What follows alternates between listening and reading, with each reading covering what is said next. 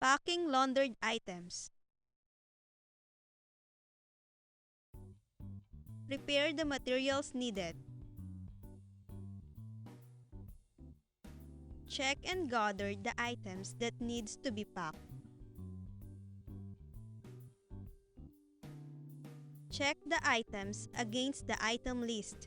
Ensure that the gathered items match the item in the list. Insert the items in the Ziploc bag.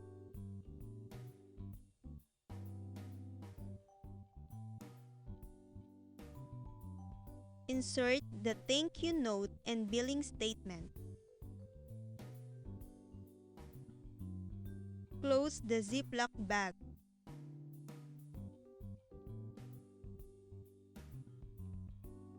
Packed items are now ready to be delivered to the guest.